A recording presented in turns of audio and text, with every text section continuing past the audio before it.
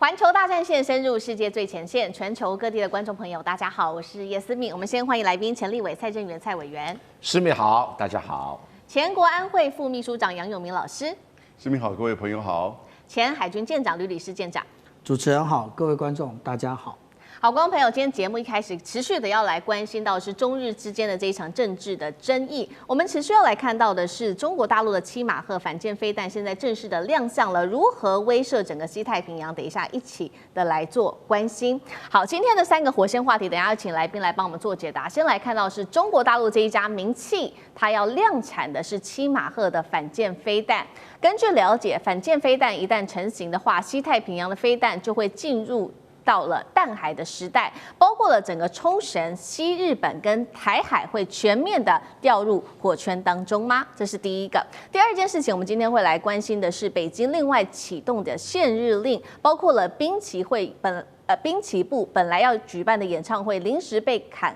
卡了，现在被视为是羞辱性啊，中国对日本的羞辱性开到最大。第三件事情，今天也会来关心到的是新加坡的总理黄循财，他一句话要中国大陆放下对日本的历史仇恨，惹怒了中国，新加坡因此被卷入在中日的战火当中。真的吗？黄循财是偏袒日本吗？还是被香港媒体给误解了呢？今天就这3个议题，我们都会一起的来做关注。中日之间的这一场政治间的战火，一路现在延烧，不断的狂烧到了军事，甚至到了国际舆论战了。先来看到刚刚特别提到的这一间公司是来自于中国大陆的民企凌空天行，正是在军事领域，他们推出了超音速的反舰飞弹。这一款飞弹叫做御空己1000。先来看到它的这些基本档案，因为它的基本档案是直接让周边国家背脊发凉。先来看到它的射程是达到了1300公里，速度7马赫，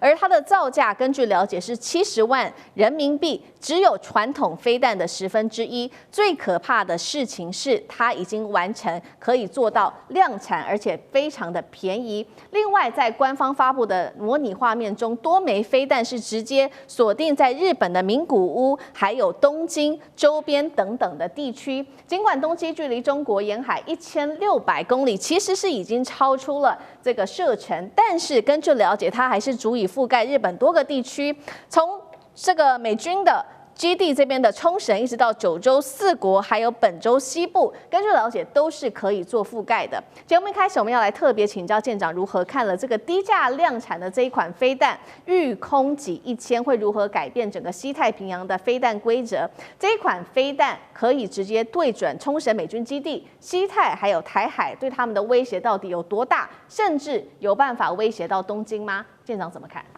如果我们从它的一个公布的画面来看的话，其实它的准度是100%的哦，它直接的命中这个目标，而且他说，从就是我们看到现在这张图啊，从发射，那我是没有截这个它命中的图，那可是他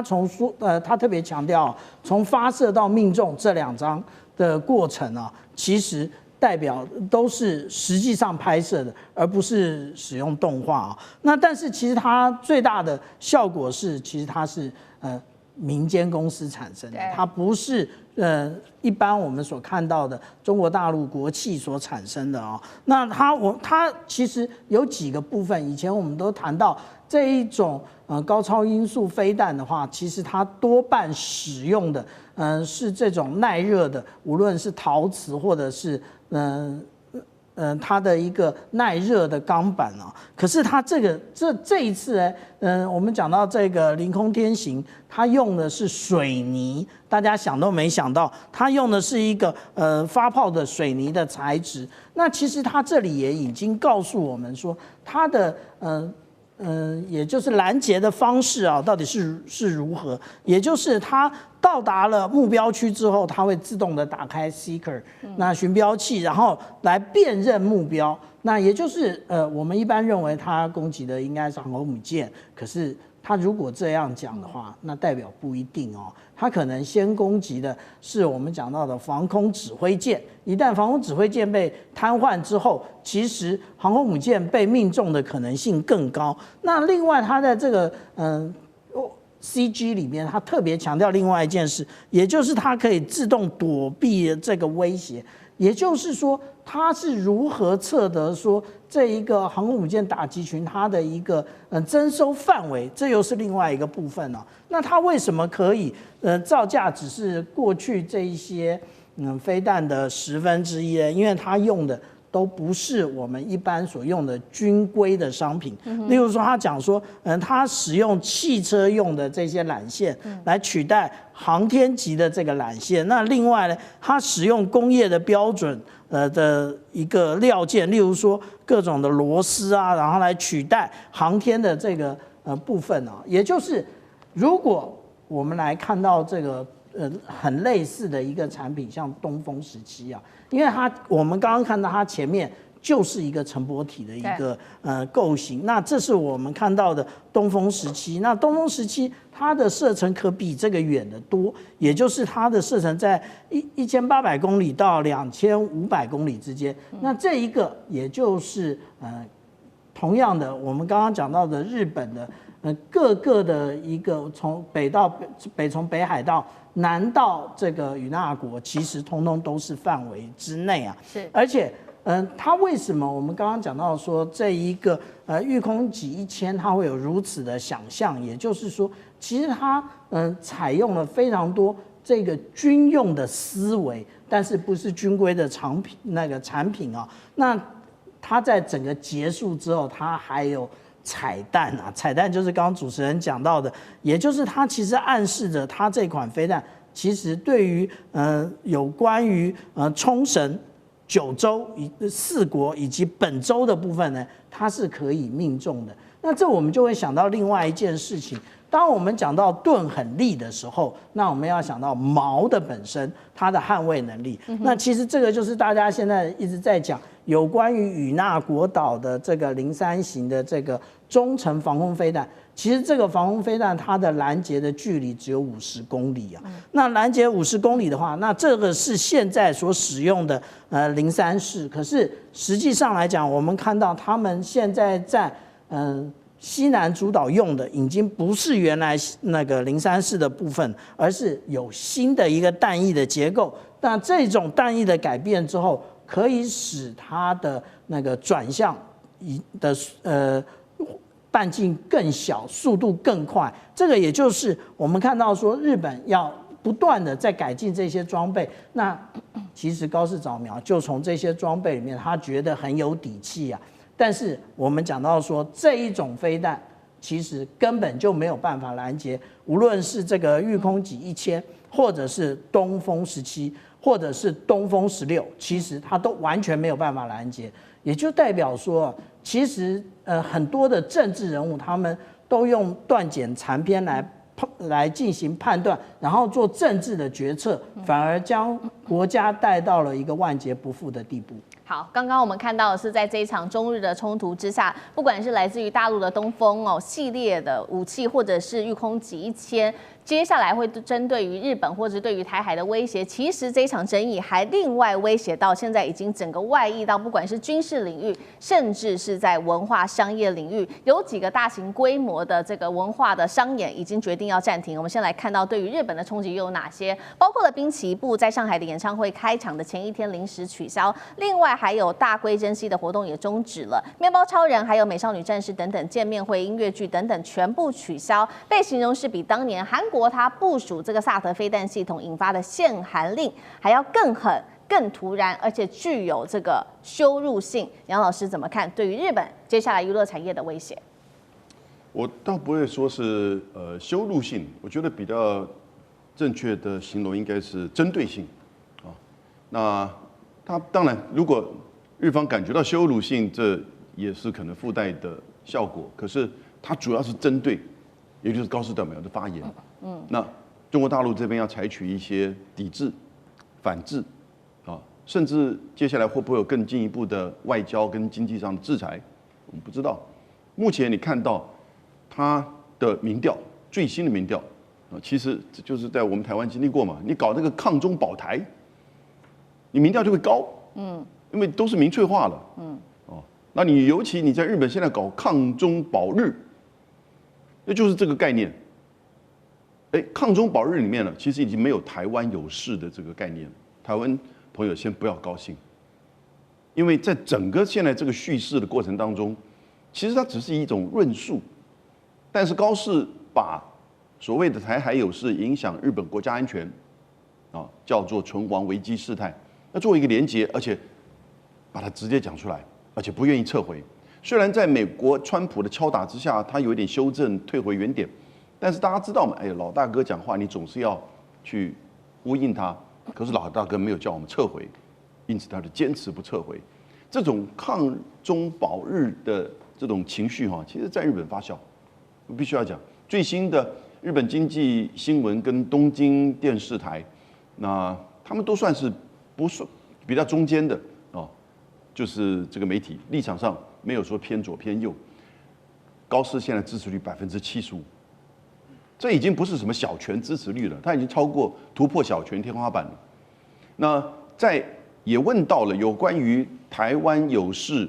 日本行使集体自卫权，其实就很清楚啊。集体自卫权的意思就是说，日本可以出兵，支持的认为这个言论合适的55%，不合适的30%。现阶段目前是这样子，但我觉得大概已经来到这个最高点，那接下来会往下掉。接下来你看到的中日之间的冲突，跟经济上的压力，跟后续它的政策上的问题，就会开始出现这个民调的这个影响。那中国大陆这边现在我看到的数据到现在到年底就12月份，大概从中国大陆前往日本的班机总共是5548班其实非常多，已经取消了904班所以将近20%被取消。还是有80%维持的，所以中国大陆也不是全面性的抵制。那像是旅游比较大的影响的这些都市就取消。那因为这904班里面，其实大部分前往大阪、东京，所以大阪这边大概团客取消掉50%，这会有冲击。如果持续下去，真的会有冲击。也就是说，日本人可以说你不来，别人可以来，但是这个影响还是会出现的，尤其后面的消费那差别更大。所以就是你现在看到，你用外交还是经济上的，还是要用民间的。那我觉得滨崎步他这个没有观众表演到位，这个其实大陆不管是我觉得北京方面跟大陆各方面都看到了，也就会尊敬说有一些日本艺人的这个敬业度，以及很多的日本人，像石破茂，从头到尾每天都在批高市，所以还是有相当多日本人是看得懂，看得清，那也不希望说中日之间走向一直的这种冲突，所以最后就回到高市了。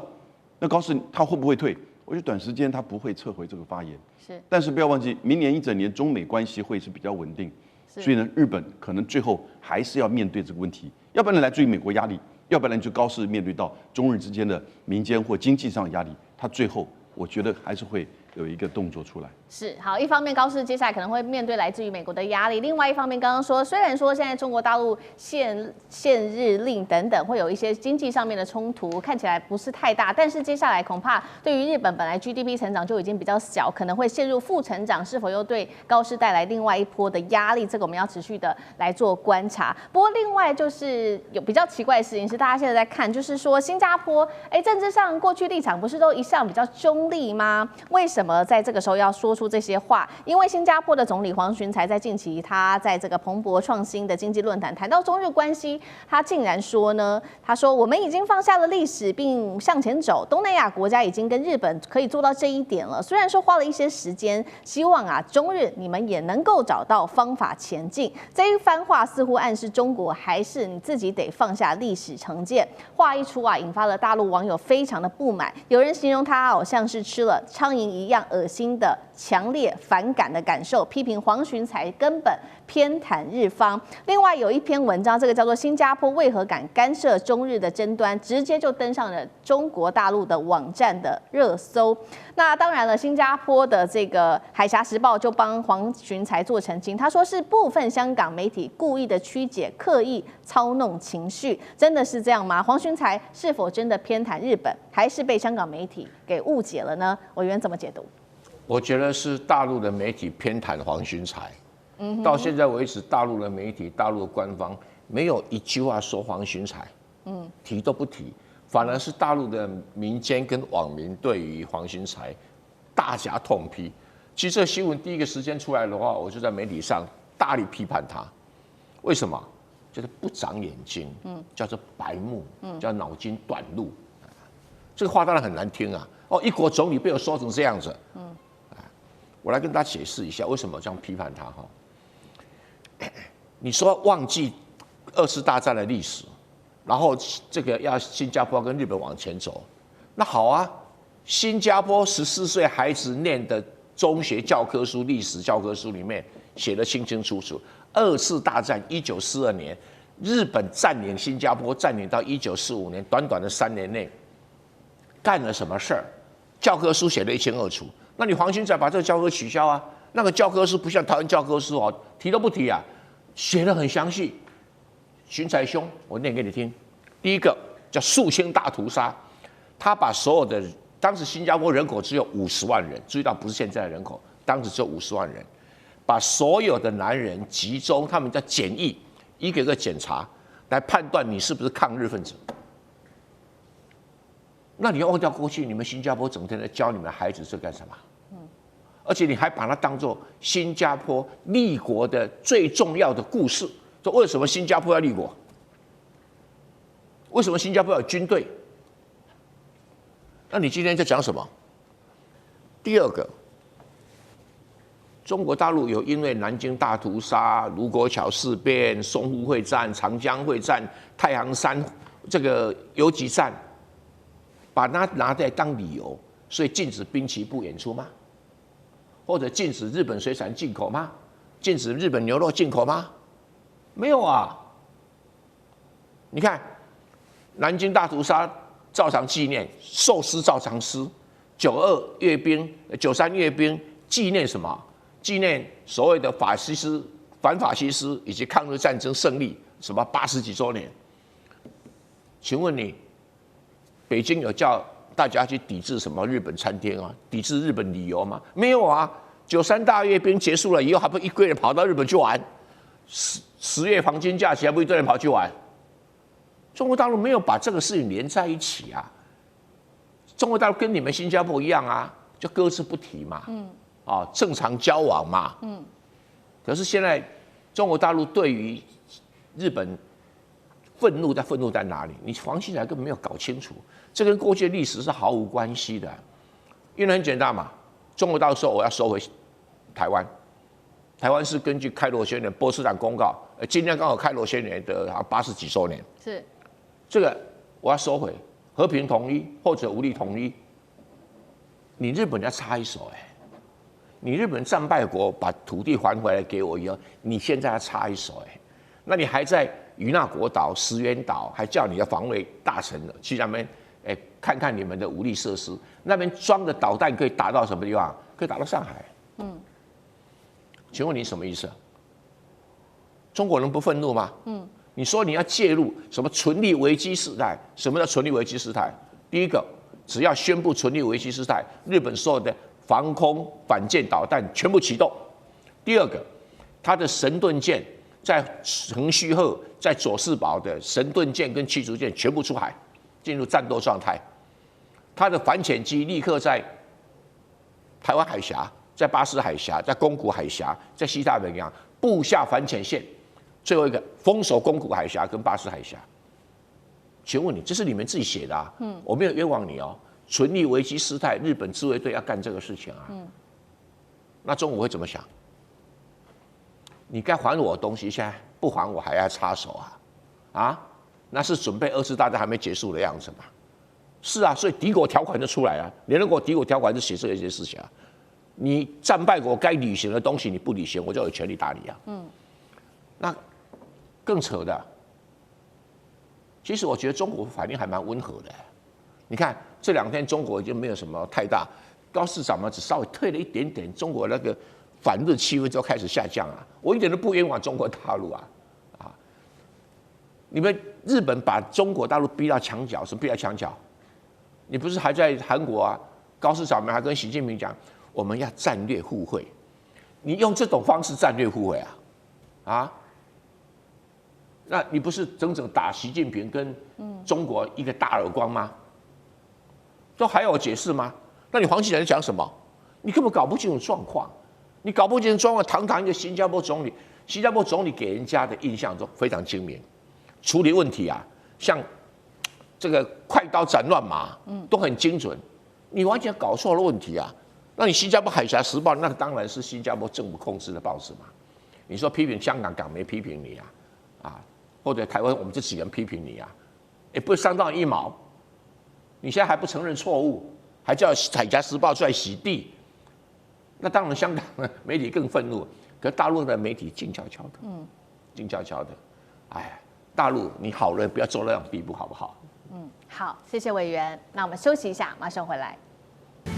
缘政治、美中之争、战略价值、强权崛起、小国生存，现在与未来洞悉事件走向，掌握世界脉动，全球观点尽在环球大战线。好，接下来我们要特别来关心到的是，美国对于委内瑞拉这一场空战海战即将开打了吗？今天我们特别来做关心。好，赶快来看到火线话题，等一下请来宾帮我们做解答。第一个，川普现在正式的宣布了，这个委内瑞拉的领空啊，全部给关闭掉。另外，他也大幅度的派出了各种的武器，不管是美国的福特号或者是 F-35在周边压境，现在可以说是开战的前奏。正式要开打了吗？这是第一个问题。接下来，另外也会关心到是委内瑞拉，它也不是软柿子，在它的周边部署了5000枚的遏制防空飞弹，再加上俄罗斯的苏30，能够这样子就挡得住美军吗？俄罗斯还会不会再加码武器给委内瑞拉呢？接下来，另外也会关心到的是美军封锁也拦不住啊，因为委内瑞拉它的运毒快艇仍然是照样的跑，一趟只要完成了这个交易，可以获得10万美元，所以有很多的毒枭仍然在美军的眼皮子底下持续的做生意，美军根本拦不住他们吗？今天就这些议题，我们会持续的来做关心。赶快来看到这个是最新的消息，来自于美国总统川普在11月29号最新发言，致所有的航空公司、飞行员、毒贩、人口贩子，请将委内瑞拉的领空周边空域都把它视为是全面的关闭，是要真的开战了吗？另外，美军的航空母舰福特号也搭载了 F-35，完成了部署。另外，还有2万名的美军全部都已经来到委内瑞拉的周边了。大家就在看说，立刻联想到当时2011年，美国也曾经宣布要禁航区，然后他就推翻了利比亚的格达费，这个被视为是先前设立禁航区的一个最新的开始。节目一开始，请教委员怎么看了？川普这时候说要关闭委内瑞拉的领空，代表地面战马上展开了吗？是要复制当时特别提到的2011年美国推翻利比亚格达费的模式吗？委员怎么看？我认为开打是一定开打，但是所谓的地面战，到底是用空军轰炸、用导弹轰炸，还是直接的派部队？可能都有，但主要还是空军轰炸，因为利比亚当时就是用空军在轰炸的，就是斩首行动。这种事情，我认为他会做啊，因为他有几个战略目的。第一个，这个所谓的毒品啊，这当然是一个短期的目标啊，但最重要拉下马杜罗。然后第二个，这个警告所有的中美洲跟南美洲的左派政权，包括哥伦比亚，还有很可能洪都拉斯要选出来的也是左派，那巴西更是左派，所以你看巴西这2天都静悄悄了，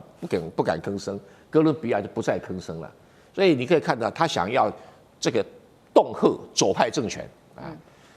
那个只有那个阿根廷那是右派政权，他很喜欢啊这样，然后再来呢就是要警告所有跟中国跟俄罗斯太过亲近的政权，就说这是我的势力范围，我不容许中国跟俄罗斯未经我同意啊来这边做有的没有，包括“一带一路”啊，这是。那委内瑞拉有没有能力？因为5000枚2次防空导弹，还有加苏30，就挡得住美军？那是不可能的事，挡都挡不住。还有一个更关键的是，就是委内瑞拉的军事领导阶层愿不愿意护着马杜罗到了可能被消灭的地步？我认为不会。我认为不会。他们跟马杜罗也没什么特别的关系，为什么要做这么事？对呀，所以他只要知道说，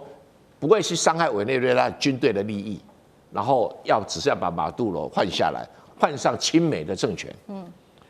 这个讯息很清楚，所以这些军官呢，做样子是真的会誓死跟美军打，不会，美军也没有要打这些人。所以我们要先区隔开来。所以我不认为这个战争会变成什么全民战争啦、越南战争啦，哎呀，那个距离太远。马杜罗在委内瑞拉也没那个行情啊，不客气讲也没那个行情，他的行情只是比赖清德在台湾好一点而已啊，也没有好到哪里去啊，没好到哪里去。所以我认为这个委内瑞拉根本挡不住川普这个攻势啊，这个距离差距太大了，太大了。好，美国要透过打委内瑞拉来控制住不管是亲中或者亲俄的政权。那确实，委内瑞拉现在马杜罗是立刻赶快用上了遏制的武器。我们要来看到这一场武器上面的对决，到底悬殊有多大？委内瑞拉来看到它部署了超过5000枚的遏制真 S 的防空飞弹，在它的山区跟城镇构成这个多层的防空火网。另外，在空中还有包括了这个真 S， 我们刚刚提到的这款飞弹嘛，射程6000公尺，采的是红外线的导引，主要能够防的就是低空的攻击，被视为对于美军很明确的一个警告讯号了。另外呢，美国还派出了另外就是来自于俄罗斯的战机苏30进驻加勒比海，美军南方侦察的特战行动也经常会在这个地方来出没。那美国更是增派2500名的精锐部队以及海军的装备。虽然说知道他不可能打赢，但是这些遏制武器能够稍微挡住川普发起的进攻吗？俄罗斯有没有可能提供更多的武器给委内瑞拉？舰长怎么看？我们看到啊，现在大家都谈到的就是这个真 S 的这种防空飞弹，这种就是人吸式的防空飞弹，也就是我们看到啊，美国它所使用的刺针防空飞弹的俄罗斯版，那它的拦截的距离呢不远，就是6公里。那但是呢，它有5000枚，这个数量就很可怕了。它如果是分布在全国各地的话，不可怕。可是它如果集中在某几个地区的话，那我们这样讲啊，那以这个战斗机如果遇到这种飞弹的话，实际上来讲，它就是啪啪打这个火焰弹而已。可是火焰弹也会打完的，打完之后就其实反制的方式啊就很有限了。所以我们讲到说，看他如何的战术运用才是最重要的。那至于说苏凯30如果对上的是超级大黄蜂或者是F-35的这一种逆中战机的话，基本上没得交换率的。那因为他们其实是不同世代的一个产品啊。那不同世代的战机其实就几乎等于没有交换率。但是这件事情现在我们看到的啊，其实中间透出很多诡异的部分，因为其实这个川普总统他直接的用他的 Truth Social 里面讲说，关闭领空，其实关闭领空的意义也就等于是现在已经进入了交战状态，而且他的关闭领空并没有这一个安理会的授权，是他自己就这样说了。那但是呢，如果我们看到现在最新的新闻报道，那个也就是路透社根据路透社的报道，不具名的美国官员说，其实他们根本不知道这么一件事啊。然后他们去把这个问题，也就是关闭领空的问题，拿去问这个五角大厦，五角大厦不回应，所以这件事情透露的古怪的部分，也就是川普到底又是晚上睡觉，然后突然一时兴起就关闭了，还是他跟他的国安团队有进行过相关的讨论呢？不过我们之前看过这张图啊，这张图也就是当初宣布了，在2025年，就是今年的10月30号，那到明年的3月31号，他把这一块区域其实实际上是关闭的。那这关闭呢，他说他要做各种的军演。那其实我们上一次在节目看到这张图片的时候，我就说这个是不是一个长期的行动？果然啊，现在已经有媒体爬梳出来，就是按照美国军方的文件的话，其实美国军方预定在这个加勒比海啊待到2028年。他们是透过所有的这一个相关的国防部合约，也就是购买这些副食类，也就是官兵总是要吃饭的嘛。那买的这一些食材，它的合约其实是到2028年，那也就是在川普任期结束前呢，那他们都会有大规模的一个军事存在。而且我们觉得，我们看到这个川普总统这个宣布啊，那但是他的舰艇现在的状态是什么？其实他现在舰艇状态，我们看到这张图啊，是是11月28号，也就是罗德代堡号船坞运输舰，它其实并不在加勒比海接近委内瑞拉的一侧，它的位置到底在哪里？它其实位置在于美属维京群岛的圣克罗伊岛这里进行整补。所以我们这样讲啊，虽然大家都认为海军它有一个很独特的特点，可以透过海上的这个无论是高线传递，然后进行整补，或者是海上加油。但是真正最容易整补的，而且对于这种大型的水面作战舰的话，它需要的是靠港。因为如果靠这个高线在那边传递的话，其实花的时间非常多，那而且可能会受到干扰。那我们讲到这些啊，现在川普一心一意的，他就是拿一些理由，也就是拿这个是不是他们现在直接的用军事企图的方式。可是我们之前啊已经看到，无论是洛杉矶时报，现在又多了这一个华盛顿邮报，都不断的提出质疑，说这个方式不但违反了国际法，也违反了美国国内的法律。好，这个军事企图的方式，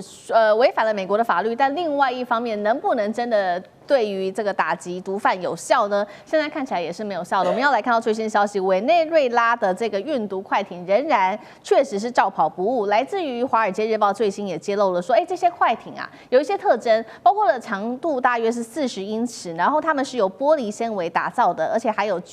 超大的马力发动机。现在呢，不断在几个重要的地点，包括哥伦比亚、厄瓜多尔还有委内瑞拉海岸线上运送价值7000万美元的毒品货物，一趟成功能够赚进10万美元，难怪这些毒贩持续在美国眼皮子底下继续赚钱吗？杨老师怎么看？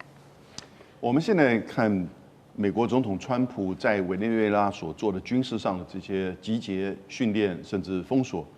多半大部分其实蔡委员讲的没有错。我们从比较是战略的角度，或者是整个区域地缘政治的角度，认为他其实在防止整个区域在向左转，希望你能够就是维持偏向美国、亲近美国。那更进一步呢，希望去排挤中国大陆在这个区域对美国影响力的渗透。那我们看到洪都拉斯其实现在这个时间点最新的结果是中间偏右川普支持那个候选人取得领先。也就是当他在对委内瑞拉做封锁的讯息做出来的时候呢，其实洪都拉斯的选民也接受到那个讯息。那现任的执政党是中间偏左的，那结果他的3个候选人里面得票率最低。那这是川普的用意。但是我也觉得，如主持人所问的，反毒这个议题是不是真的也是他在针对委内瑞拉行动当中一个诉求？我觉得是，至少到目前为止，他表面上是这么讲。对，主轴是不是维持这个如此？其实对他而言不矛盾，因为川普上来的时候2个事情其实大家应该都记忆犹新。第一个，对跟中国大陆的贸易战过程当中，他其实增加了一个芬太尼的议题。对，那芬太尼议题跟中国大陆无关，因为中国大陆这是出口原料，那是你自己这个贩毒集团的这种运用。但是后来你看11月釜山会议的时候，中美在芬太尼上面有一个合作的空间，也就是中国大陆对原料出口可能会更进一步的限制跟管制。所以这个是他针对毒品在美国的泛滥。毒品在美国的泛滥的程度，我就不需要多讲了。我以前在美国念书的时候，你看到搬一个家，你随便那个厨房底下的柜子一打开，新搬进去，通通都是一些毒品吸毒的一些用具，司空见惯。那然后呢，2月份的时候，Rubio 美国国务卿又把一些国外的贩毒团体列为叫恐怖组织。这个是第一次这么做的。他在法律上把它列为恐怖组织的时候，他采取的行动以及跟外国的合作或者是施压就不一样了。那以前贩毒团体是针对你看有那个 DEA 就美国的这个反毒的这个组织，那至于美国内部的这个帮派，像是内部的拉美王国 MS-13，就是拉美王国是南美洲，然后 MS-13是中美洲。那太阳集团这个是委内瑞拉的集团，哥伦比亚也都是，所以它从陆路还是海运过来的这些毒品其实真的是一本万利是没有错。那它对于这些委内瑞拉的毒品的这种反制那当然会不会因此造成美国毒品的这种就是受到影响？我觉得毒品这个问题在美国真的是春风吹又生啊。对，你再怎么弄，其实还是有市场，因为那个市场需求还是很大。所以我们看看他接下来会能达到什么效果。如果马杜罗愿意承诺在毒品上做限制的话，说不定这个事情还会有个下台阶。否则的话，他还是会采取一些行动去针对委内瑞拉。好，谢谢杨老师。那我们休息一下，马上回来。地缘政治、美中之争、战略价值、强权崛起、小国生存，现在与未来洞悉事件走向，掌握世界脉动，全球观点尽在环球大战线。好，接下来我们特别关心到南亚局势这个中国大陆、巴基斯坦跟孟加拉三线包围，印度现在陷入在体系化的威胁死局当中。来看到的是南亚的战略风向出现近半世纪以来最激烈的转折。印度本来很骄傲，因为呢它的西线可以把这个巴基斯坦给压住，那么它的东线又可以控制住孟加拉，有这样子的一个战略平衡。但是现在因为中国大陆跟巴基斯坦的联手，是把它的这个战略平衡给打爆了。我们来看到这个是来自于亚洲防务安全的最新的一个报道。他说，孟加拉首次派遣了他的战斗机的飞行员跟他的技术官员都前往巴基斯坦接受这种高等级的战斗飞行的训练。如果这个事情真的发生，我们来看到的是等于是巴孟之间两国半世纪以来的军事隔阂首次被打破了。孟加拉等于也加入了大陆它的枭龙跟歼10C 的体系当中，让印度陷入在困境当中。那么他苦心经营的战略平衡也正式的宣告了失败。那确实不止这个有这样子的一个宣告，我们来看到孟加拉确实他把这个资金也拿出来了，耗资22亿美元购买了20架的歼10C 以及它的枭龙战机。中俄确实在过去上从来没有真正的打起来，但是印度用遏制的武器挑战中系，会不会被打爆呢？莫迪有办法化解这一次的三面危机的包围吗？委员又怎么看？谈不上危机啊，但是困扰会很多啦。因为毕竟巴基斯坦加上孟加拉两个国家的国力加起来还没有印度来的大。所以说，要造成印度的危机，这可能性不大。但是印度要像以前一样压制孟加拉跟巴基斯坦的机会已经过去了。这机会不只是军事上的，当你孟加拉的开始提升它的空军啊军队的战斗水平，而且主动找上巴基斯坦政府来帮忙训练军队，而且跟巴基斯坦买枭龙战机。这本身就已经开启了巴基斯坦跟孟加拉东西两个国家的合作，而且这两个国家本来在1971年以前是同一个国家，因为他们两个都是穆斯林国家，在宗教上跟印度本身是对立的，再加上在民族上，他们这两个其实都不是印度族的。怎么说？巴基斯坦主要是比较靠近血统上比较靠近伊朗，然后孟加拉的血统上反而比较靠近东南亚。比较靠近缅甸，所以有这么一个特殊的，在血缘啊、语言啊，然后在这个宗教啊都不同，那你是比较宗教相同，比较容易合作嘛。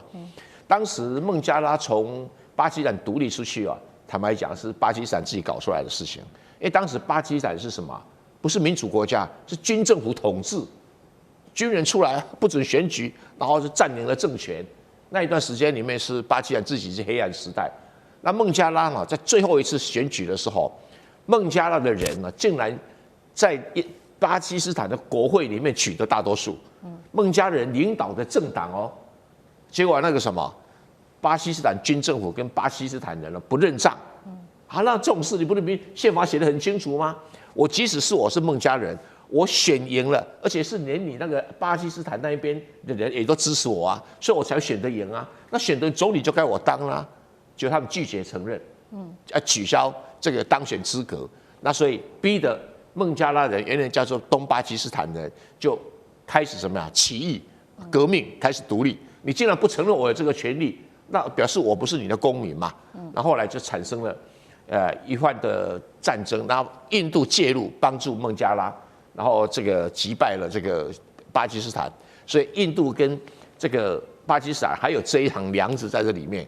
那孟加拉一开始的时候跟那个印度就变得很好，可是后来孟加拉久了以后，他觉得跟印度关系好的人哦，就在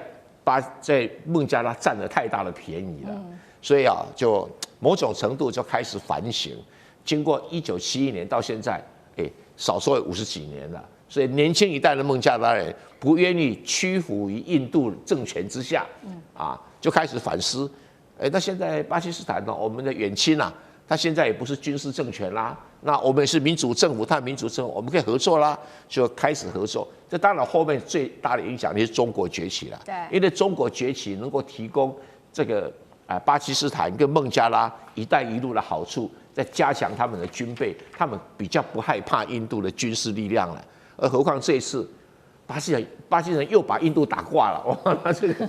孟加拉更有底气了。所以年轻一代更有底气了，所以现在处于这样的一个过渡阶段，所以当然这两个国家力量还没有办法跟印度对抗，但是印度要压制这两个国家的时代也已经一去不复返了。好，所以我们现在一方面看到印度现在面临的威胁，包括来自于巴基斯坦、孟加拉跟中国大陆一起做合作的威胁。所以呢，印度方面莫迪呀，现在急着找救兵。两个国家今天一起来看，第一个国家就是他直接开口找了俄罗斯，因为刚好普丁本周呢也要访问俄罗斯嘛，所以他就直接要开口做采购了。他跟普丁会进行的这一场峰会，会采购的是Su-57的隐形战机，还有S-500的飞弹防御系统。另外，除了找俄罗斯帮忙之外，也找上了法国。来自于媒体的报道呢，印法即将会在新德里一起来生产这种精密的这个对空的导弹，60%的零件还会在印度当地来负责生产，并且做在航太 AI 跟光电导航等等技术都会做全面的一个转移。但是现在大家也在看说，印度的问题真的不是它缺乏什么武器，而是它这个整个武器体系化的这个崩坏。还记得当时的那场印巴空战吗？印度的标风战机等于被中国的武器给压着打。现在看说问题也不是出在标风，而是印度它整个武器系统的整合上面是有问题的。会不会这一回又重演悲剧？舰长怎么看？星期四啊，那个普丁即将到访印度，然后进行国事访问。那一般我们大家现在所得到的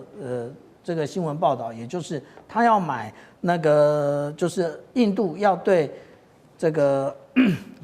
俄罗斯采购苏凯57以及 S-500防空飞弹这两种啊。其实，在上一次啊，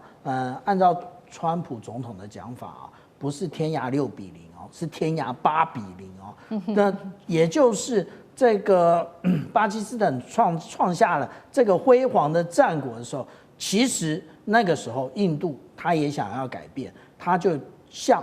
法国要求提出 source code， 也就是我只有了原始码，我才能够建构这一个data link。那但是呢，很抱歉，法国不给。那个时候，俄罗斯就是我不但给你 data link， 我不但给你 source code， 我还卖你苏凯57。那这一次，他如果连我们讲到说这一个接战范围达到600公里，那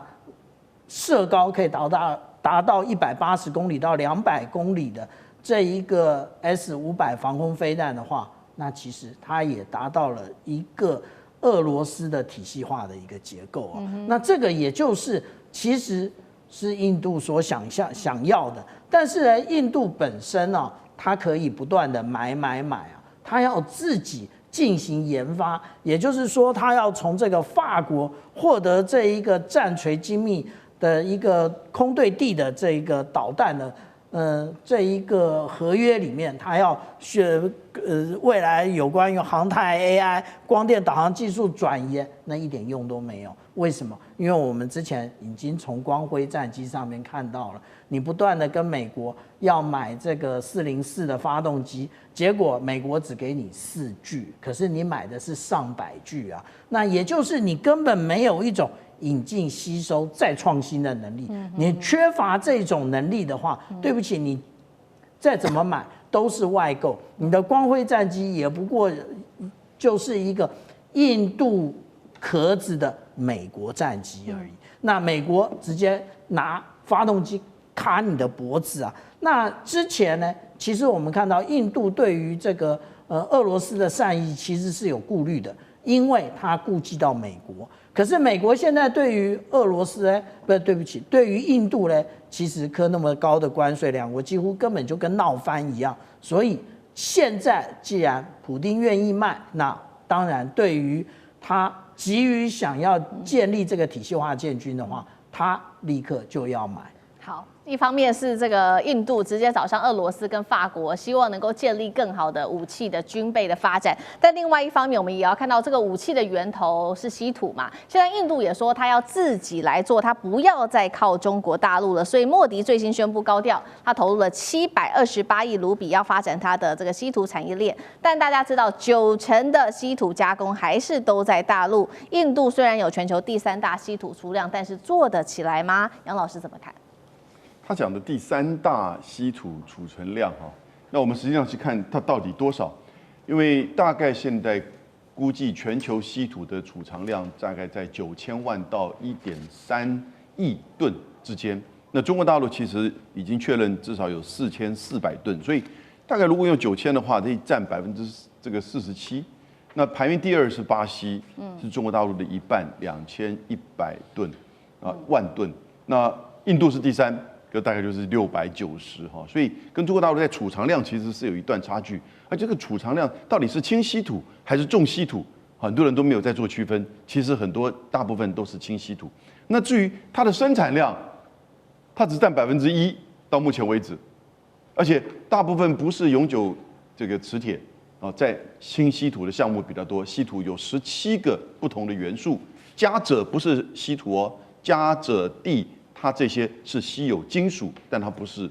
稀土。这10个就是元素当中呢，那事实上中国大陆占了绝大部分的储藏、制造。那制造大概重稀土占99%以上，轻稀土有70%到80%。所以印度大概只有1%。它现在是7年，希望能够提升到6000吨的这个产量。那可是呢？预计到2030年，在永久磁铁上面比现在多1倍，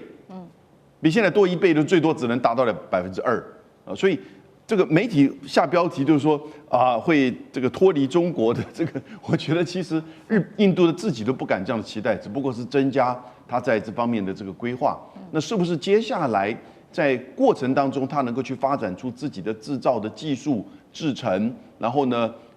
逐步的在一些永久磁铁减少对中国大陆进口的依赖，这个是它的发展的目标。不过同时，现在全球各国也在研究，就是稀土以外的这些材料的使用，能够同样在现在的这种前沿跟先进的这些工业制造当中取代稀土。不过目前都还是楼梯响而已。对，好，谢谢杨老师。那我们休息一下，马上回来。地缘政治、内中之争、战略价值。强权崛起，小国生存。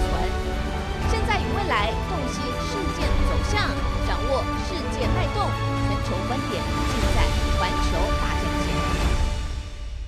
接下来，今天我们会持续关心到是俄乌战争的后续这个俄罗斯近期夜袭出动了600架的它的这个无人机跟它的飞弹狂轰乌克兰。另外一方面，美国真的很不可靠，它伸手是否要分战后的这一块大饼呢？因为现在根据了解，川普的女婿已经入局密会的是普丁的心腹，俄乌战争变成了一场能源的分赃。谈判战争。等一下我们都会持续的来做关心。现在呢，最新消息，俄罗斯锁定的乌克兰在这几天发动了，一共是出动了600架的无人机，它跟它的飞弹晚间狂炸乌克兰，造成了6人死亡，数十人受伤，伤亡数字当然还在持续的增加统计当中。根据了解，基辅一度有超过60万居民因此陷入在停电当中，数十栋的民宅都因此被炸毁了。乌克兰也有反制动作，派出他们被称为海上宝贝的这个无人水面艇，直接轰炸俄罗斯的影子船队的这个游轮，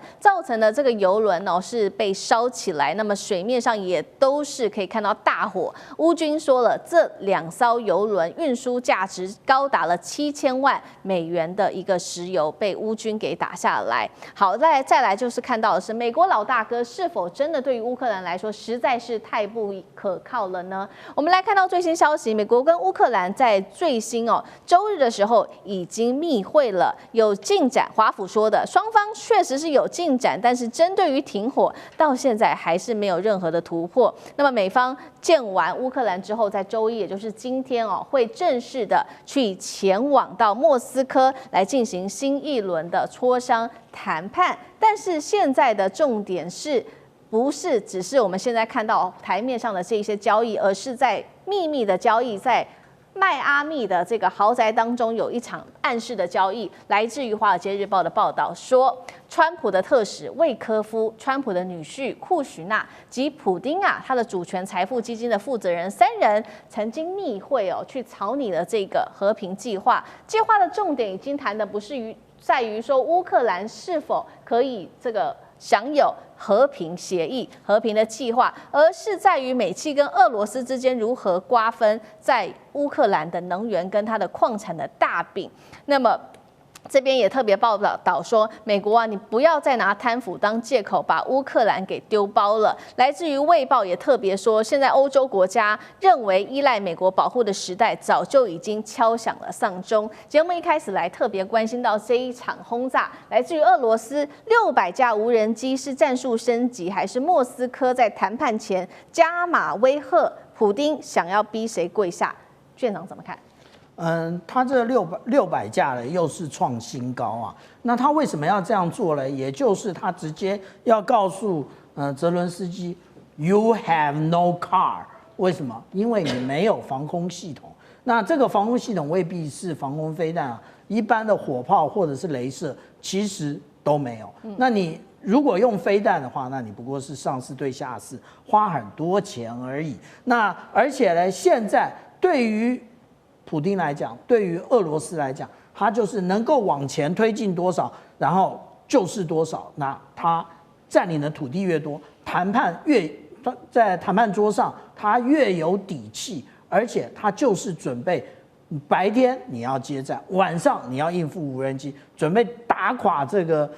乌克兰它的一个抗敌意志啊。那至于说我们刚刚也有讲到这个影子船队啊，其实影子船队呢这个部分呢，也就是现在美国非常多的智库很喜欢创造新名词啊。那这个影子船队是什么？其实以前就有，那它其实是由影子船所构成的。影子船也就是破旧不堪，然后它在已经快要太除的时候呢，他就将这一些大家不愿意涉足的这一个制裁国家所提供的那个服务啊，也就是大家不愿意帮俄罗斯运油，他就来运啊。那这也就是我们讲到说，这个影子船队就是如此。那这个影子船队这个油，它是按照乌克兰的讲法啊，它这个油轮的那个里面的燃油达到了7000万美元的一个石油。对不起，对于俄罗斯来讲，油就是抽就是了嘛，不断的把油打起来，只要有船愿意运出去就是了。那这个呢，也就是说，俄罗斯一点也不在意，因为这些船它原来也就不在乎了。但是这个无人机才是真正最大的问题，因为无人机我们大家都认为它要用一个非常怎么样了不起的一个载具吗？不是，它直接用美国皮卡就可以直接的起飞了，它不用弹射，它只要开到一定的速度的时候，我们看到这天竺葵2号它就可以直接起飞啊。那我们看到这个天竺葵2号以及未来研发的3号呢，它现在它只攻击的也就是乌克兰的部分，未来它会可以那个接战的范围其实包含了一海之隔的英国都可以。那如果是这样的话哦，其实那个有关于无人机的反制才是重中之重啊。那我们如果看一下现在，其实俄罗斯讲到的这4个州啊，除了我们看到卢甘斯克之外，其他的3州并不是100%打下的。这个也就是我们讲到有关于为什么俄罗斯它不断的使用这无人机夜袭，真正的目的就是打垮你的意志，打垮你的前线，然后让他在谈判桌上获胜。好，我们看到俄罗斯一方面持续的夜袭，那乌克兰奋力接战，但是他背后的老大哥，美国老大哥有没有要帮乌克兰呢？因为刚刚特别提到了嘛，这个川普的特使，还有川普的女婿跟普丁的心腹，他们密会，在谈的是战后利益，是不是乌克兰被当成了谈判的筹码？委员怎么看？我的看法可能不太一样哈，我认为这个川普是在最后的阶段，要帮乌克兰活下来。因为乌克兰已经濒临全面崩溃的阶段，不管是军事上、经济上、政治上都如此。尤其是泽伦斯基跟他的幕僚长涉及这么大的贪污案，已经对前线乌克兰的军队造成心理上强大的冲击。你可以看乌克兰的军队打得有点的心不甘情不愿了，要打不打的样子。这几天已经很明显了。但是他们又不敢投降，因为投降了以后，薪水啊、抚恤金啊，全部都没有了。所以，而且他们也知道，就是说这样战争也没希望啦。所以在这种气氛底下，乌克兰濒临全面崩溃，只剩下一点，就是俄罗斯要不要对基辅，就像美国对当年的东京进行东京大轰炸？